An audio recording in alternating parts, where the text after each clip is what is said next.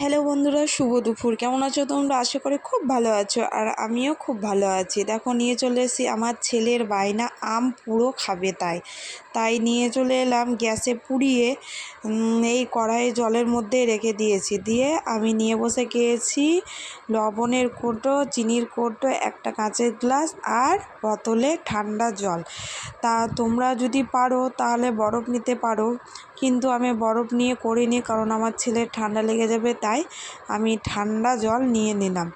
দিয়ে দেখো, অনেকটাই গরম ছিল আমটা, কারণ আমার ছেলের এতটাই ধৈর্য ছিল না যে আমটা ঠান্ডা হোক তারপরে মা মাখবে, তাই নিয়ে নিলাম সঙ্গে সঙ্গে।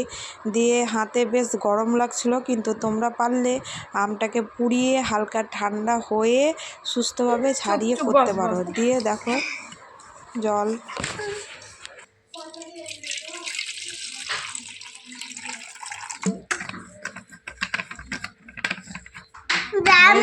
দিয়ে দেখো আমি পরিমতন জল নিয়ে নিলাম। দিয়ে হাতেই কচলাতে হবে। দিয়ে কচলানোর পর যে আমের আঁঠিটা ফেলে দিতে হবে, আর আঁশগুলো নিয়ে নিতে হবে।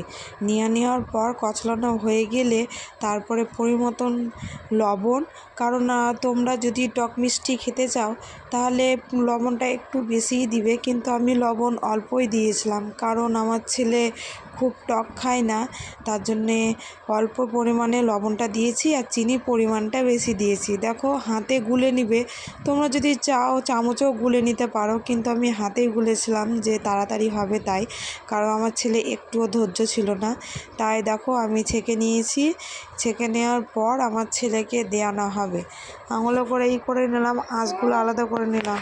দেখো আমার কমপ্লিট জুস বানানো আম পুড়িয়ে এবার আমার ছেলেকে দিয়ে আনা হচ্ছে। এনে খেয়ে বল কিরকম হয়েছে, কেমন হয়েছে? খুব সুন্দর।